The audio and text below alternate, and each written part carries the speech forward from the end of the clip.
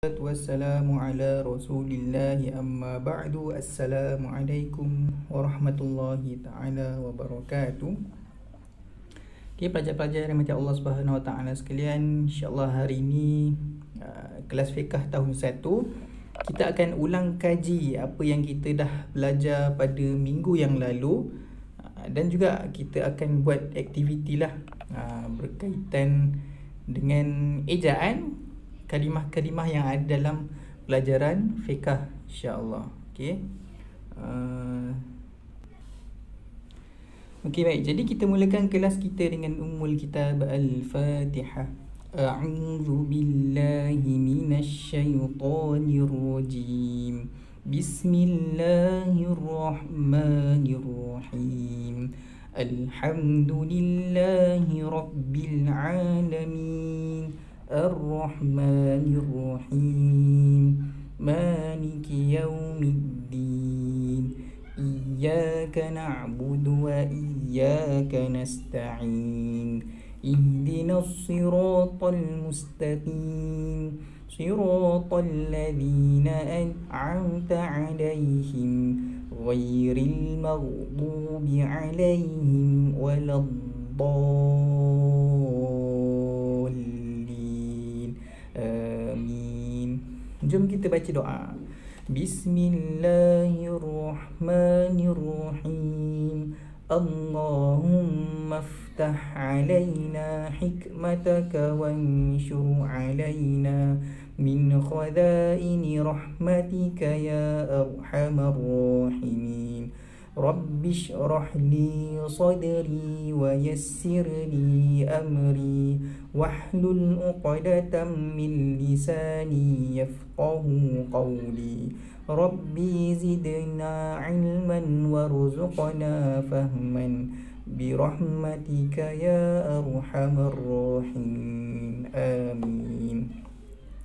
Okey, pelajar-pelajar sekalian, kita ulang kaji sikit apa yang kita belajar minggu lepas, fiqh tahun 1. Okey, tengok sikit buku teks muka surat 1.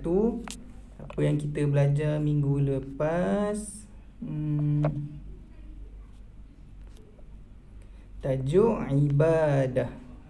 Tajuk ibadah. Ibadah tu apa? Ibadah tu satu perbuatan. Apa dia? Pengabdian diri. Maksudnya kita sembah kepada siapa? Kepada Allah Subhanahu Wa Ta'ala. Sama ada perkataan, kita buat ibadat kepada Allah secara perkataan, macam kita baca Al-Quran, atau perbuatan, contoh kita ibadat yang kita buat kerana Allah dalam segi perbuatan, contoh macam bersedekah, kita masukkan duit dalam tabung, ataupun ibadah yang menggunakan dua-dua, perkataan ada, perbuatan pun ada, contoh solat, kita ada perbuatan dan kita ada percakapan, kita sebut Allahu Akbar, kita gerak, jadi dua-dua ada dalam solat yang bertepatan dengan syariat, yang mengikut peraturan ataupun cara yang ditetapkan dengan syariat lah. Okey, itu ibadat lah, perbuatan pengabdian diri kepada Allah. Pengabdian diri kepada Allah. Ibadat ialah pengabdian diri kepada Allah Subhanahu Wa Ta'ala. Pengabdian diri tu apa? Pengabdian diri tu kita menyembah Allah ataupun melakukan sesuatu perkara kerana Allah. Sama ada perkara tersebut kita melakukan melalui perkataan atau perbuatan, dan dia perkataan atau perbuatan tersebut bertepatan dengan syariat. Kita diajarkan cara-cara melakukannya. Kita bukan solat ikut suka hati, bukan. Kita ada cara-caranya, kita belajar. Okey. Kemudian minggu lepas kita dah pun belajar ibadat ni dia ada dua. Tengok muka surat ke surat 4. Ke surat 4. Ibadat kita ada dua, ibadat khusus dan ibadat umum. Kalau kat buku ni dia sebut ibadat umum dulu. So kita ada ibadat umum dan ibadat khusus. Tapi yang dekat bawah ni dia tunjuk contoh ibadat khusus. So apa beza ibadat khusus dengan ibadat umum? Ibadat khusus, ingat tak apa dia? Kita tengok contoh dia dulu. Solat, membayar zakat, puasa, menunaikan haji. Jadi apa itu ibadat umum? Ibadat khusus ni adalah ibadat khusus. Ibadat khusus ialah ibadat yang diperintahkan Allah secara khusus, yang Allah suruh kita lakukan secara khusus. Ada cara-cara yang tertentu pada waktu yang tertentu, dengan syarat-syarat yang tertentu. Dia ada peraturan dia, diajarkan kepada yang Nabi Muhammad SAW ajarkan kepada umat Islam. Itu ibadat khusus. Ibadat umum tu apa pula? Tengok muka surat 5, contoh ibadat umum. Kita ada membantu ibu bapa, kita ada berniaga, kita ada belajar, kita ada menyapu sampah, kita ada gotong royong, kita ada mencuci kereta. Jadi ibadah umum ni semuanya adalah perbuatan yang baik, amalan yang baik, amalan yang mulia. Kalau kita buat kerana Allah, dia dikira ibadat umum. Contoh, bantu ibu bapa, kita tolong mak ayah kita kerana Allah, dapat pahala ibadat umum. Berniaga, kita jual apa? Kat gambar tu jual buah. Kalau mak ayah awak jual apa? Jual kek, jual vitamin C. Dia berniaga kerana Allah, dapat pahala ibadat umum. Belajar, awak belajar kelas online ni, tak nangis-nangis, tak kena paksa dengan mak ayah, awak sendiri yang nak belajar. Saya nak belajar kerana Allah, awak dapat pahala ibadat umum. Yang seterusnya, menyapu sampah. Awak tolong sapu sampah dekat rumah, tolong sapu sampah dekat halaman rumah. Kat dalam rumah awak sapu, kat halaman rumah pun awak sapu, kalau ada halaman lah, tanpa mak suruh. Awak buat kerana Allah, nak jaga kebersihan, dapat pahala ibadat umum. Gotong royong, awak sama-sama satu keluarga bersihkan rumah, susun kemas-kemas lah, susun kerusi, susun meja, susun kusyen, bantal, mainan kemas, apa semua, buku susun elok-elok. Itu juga dikira menjaga kebersihan, kekemasan. Kalau kita buat kerana Allah, dapat pahala ibadat umum. Mencuci kereta, dekat gambar tu dia tolong ayah dia cuci kereta. Kalau dia buat kerana Allah, dia dapat pahala ibadah umum. Tengok patah balik muka surat 3. Kita dah pun cerita minggu lepas.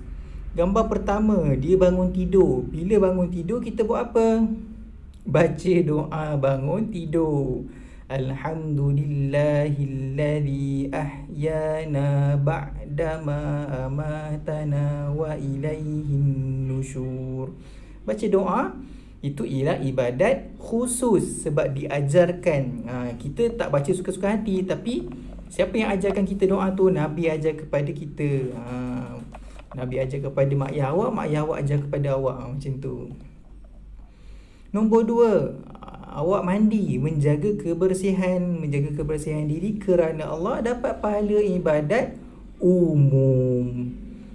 Nombor 3, solat subuh. Solat subuh tu Allah yang suruh. Jadi ibadah khusus. Nombor 4, awak belajar kelas online waktu pagi. Awak belajar kerana Allah, dapat ibadah umum. Tengah hari awak solat zuhur, Allah yang suruh, dapat pahala ibadah khusus. Lepas zuhur, awak kelas online petang pula, kelas online sekolah agama pula, dapat pahala ibadah umum. Belajar kerana Allah, perbuatan baik. Apa perbuatan baik? Belajar ke, bersukan ke, membaca buku ke. Kalau buat kerana Allah, dapat pahala ibadah umum. Lepas kelas petang, masuk waktu asar, awak solat asar, Allah yang suruh, perintah yang khusus, jadi ibadah khusus. Lepas solat asar, awak main dengan adik-beradik awak, Awak bersukan, main badminton ke, main catur ke, main dam ke, yang menyihatkan badan lah dan menyihatkan minda. Buat kerana Allah, dapatlah pahala ibadah umum. Lepas tu maghrib, awak solat maghrib. Isyak, awak solat isyak. Dua-dua tu ibadah khusus. Waktu malam awak siapkan kerja sekolah. Kalau ada latihan yang cikgu bagi, awak buat. Kalau tak ada, awak baca buku. Saja baca buku. Buku pelajaran ke, buku cerita ke. Awak buat kerana nak menimba ilmu, kerana Allah, dapat pahala ibadat umum. Lepas tu awak tidur. Nombor 12 awak tidur. Niat, saya tidur, esok saya bangun nak beribadat, saya nak belajar, saya nak bersukan, nak jadi sihat. Jadi awak niat kerana Allah, dapatlah ibadat umum. Tidur pun dapat pahala ibadat umum. Nampak tak? Okey. Tu yang kita belajar minggu lepas. Jadi untuk hari ni kita tak masuk pelajaran baru, tapi kita buat aktiviti sikit. Kita mengeja perkataan yang ada dalam pelajaran satu ni lah yang kita belajar hari ini, yang kita belajar minggu lepas. Okey, sekejap.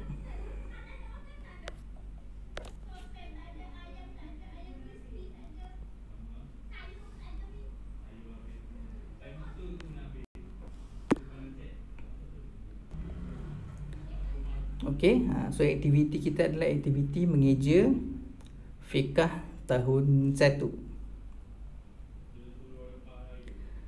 Pelajaran 1, ibadat, aktiviti 1. Ceraikan kalimah menjadi huruf tunggal. Ceraikan kalimah menjadi huruf tunggal. Macam mana tu? Contoh. Fiqh. Macam ni kita eja fiqh. Kita pisahkan. Fa, qaf, ha. Fiqh. Itu maksud ceraikan. Kita pisah-pisahkan huruf apa yang ada tu, kita tulis satu-satu, jangan sambungkan huruf tu. Itu maksud ceraikan. Jadi kita ceraikan perkataan menjadi huruf yang tunggal, huruf yang seketul. Boleh? Contoh dekat atas ni kita ada fiqh.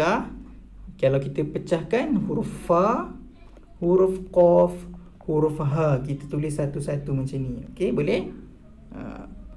Perkataan seterusnya. Umum. Macam ni eja umum. Kita tengok. Ain, mim, waw, mim. Umum. Okey. Yang ini latihan hari ni tak apa, tak perlu tulis dekat buku. Awak cuma boleh sama-sama teka macam mana tulisan dia nanti. Okey, kita tengok perkataan seterusnya. Khusus. Huruf apa yang ada dekat sini? Kha, sad, waw, sad. Macam mana nak tulis huruf tersebut? Macam mana nak tulis huruf kha, sad, waw, sad? Kita tengok sama-sama. Kha, sad, waw, sad. Khusus. Itu cara kita nak tulis kha satu-satu macam mana. Tengok, kalau kha bersambung dia macam ni. Kalau kha dia seketul-seketul dia macam ni. So lain bentuk dia. Kena tengok, kena ingat bentuk dia. Huruf sad pun sama. Kalau alamak dah hilang.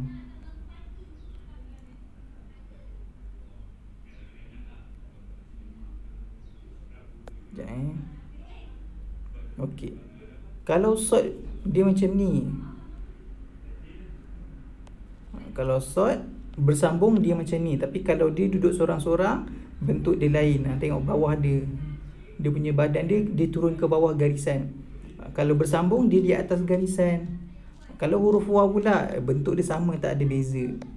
Kalau huruf sad, kita tengok dekat sini, huruf sad dia tak boleh bersambung dengan huruf waw. Huruf waw tak boleh bersambung dengan huruf selepasnya. Jadi huruf sad dia kena tulis tanpa sambung tapi rapat-rapat. Jadi bila dipisahkan, bentuk dia sama sahaja. Okey, perkataan seterusnya.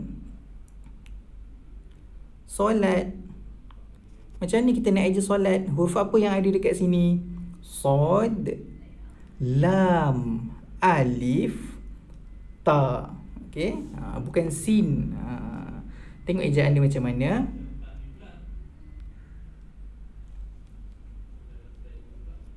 Sod, lam, alif, ta, solat.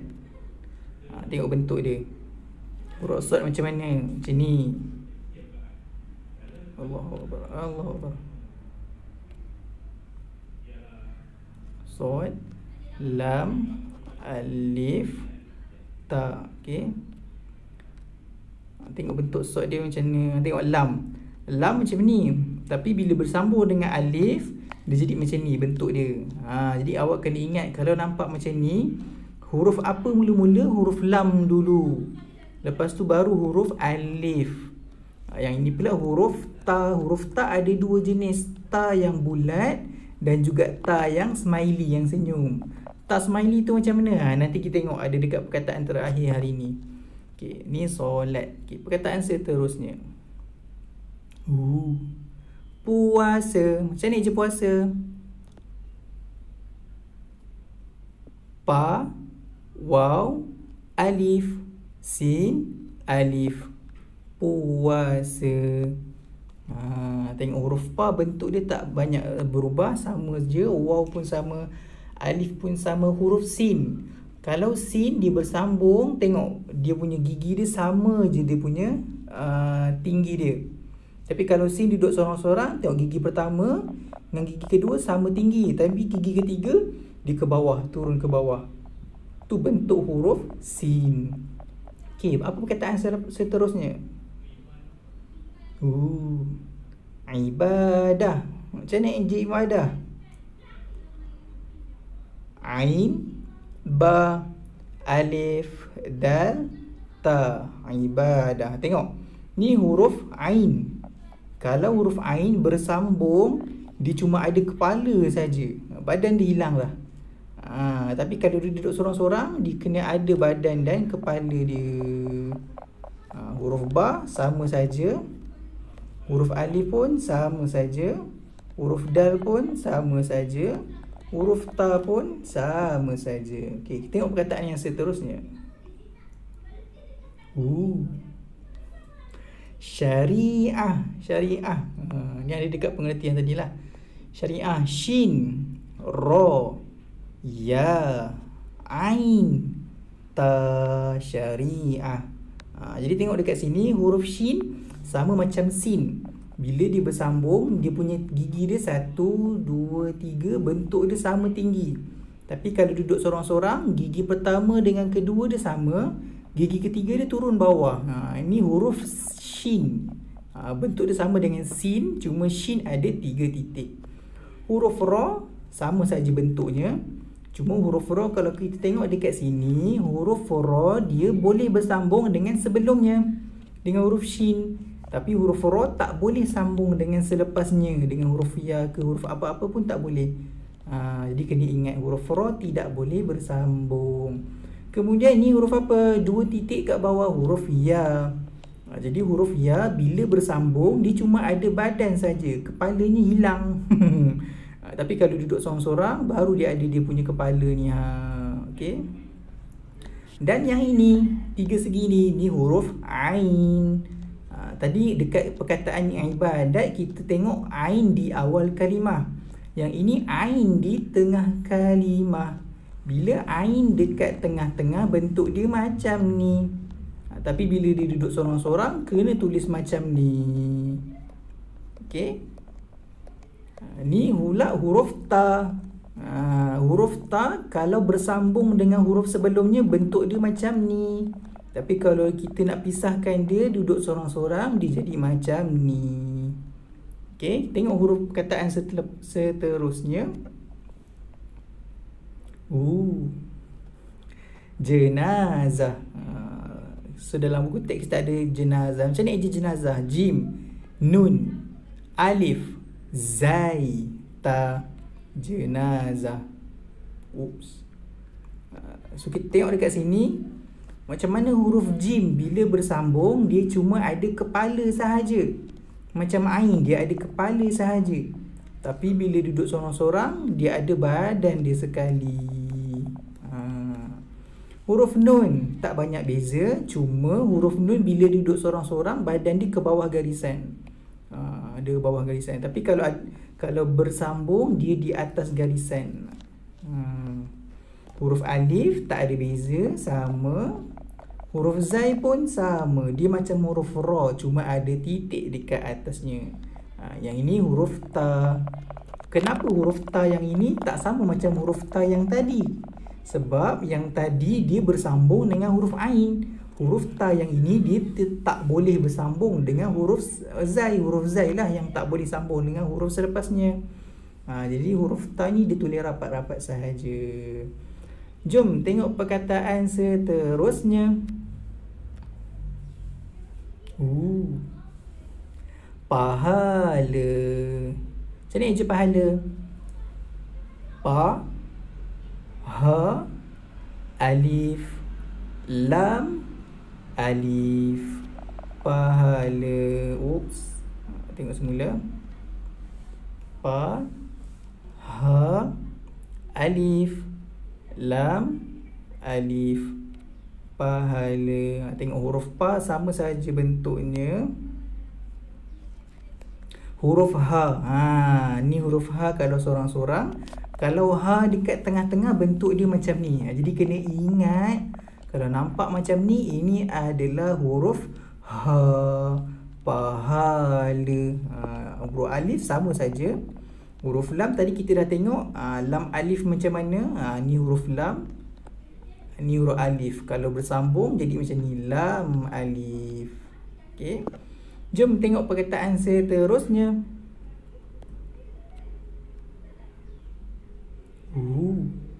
Belajar. Macam mana je belajar? Huruf apa yang ada? Ba, lam, alif, jim, ra. Belajar. Tengok huruf ba sama saja. Huruf lam. Lam kalau sorang-sorang macam ni. Kalau alif sorang-sorang macam ni. Tapi kalau bersambung dia jadi macam ni. Lam alif. Jim. Kalau dia bersambung dengan huruf selepasnya, dia cuma ada kepala sahaja. Kalau jim sorang-sorang, dia macam ni, ada badan dia sampai ke bawah. Huruf ra sama sahaja. Belajar. Jom tengok perkataan seterusnya. Menyapu. Macam ni je menyapu. Agak-agak. Mim, nya, alif, pa, waw. Menyapu. Dekat sini kena hati-hati. Tengok ada huruf mim. Bentuk huruf mim bila bersambung macam ni. Tapi bila sorang-sorang ada ekor dekat bawah mim. Hurufnya. Hurufnya ni special sikit. Bila bersambung, titik dia dekat bawah. Bila duduk sorang-sorang, titik dia dekat atas. Dan dia punya badan macam huruf nun ke bawah garisan. Kalau awak tulis dekat atas garisan, nanti jadi huruf sa. Jadi kena hati-hati. Hurufnya kalau duduk sorang-sorang, dia macam huruf nun tapi ada 3 titik. Kalau bersambung, kalau bersambung titiknya dekat bawah pula.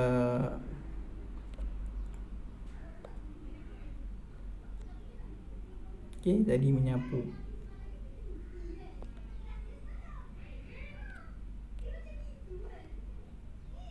Okey, huruf alif bentuknya sama, pa bentuknya sama, waw pun bentuknya sama. Kita tengok huruf seterusnya.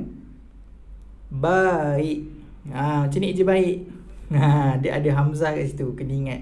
Ba, alif, hamzah, ya, qaf.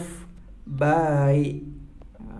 Ba, alif, hamzah, ya, qaf.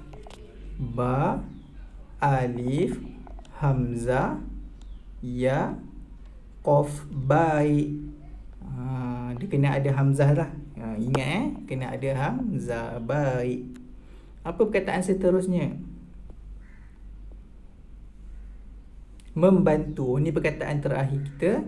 Macam ni eja membantu. Mim. Mim mem. Ba. Nun ban. Ta. Waw tu. Membantu. Nampak? Huruf mim bila bersambung macam ni. Mim pertama, mim kedua.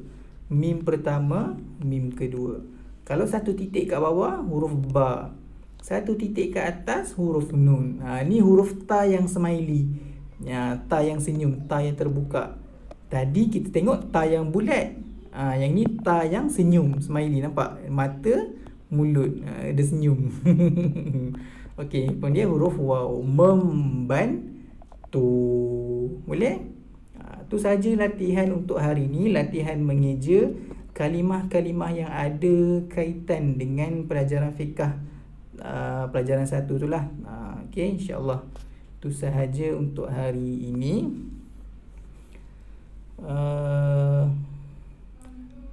Itu sajalah untuk hari ini. Jadi kita jumpa lagi pada kelas fiqh yang akan datang. Sekian, wassalamualaikum warahmatullahi taala wabarakatuh.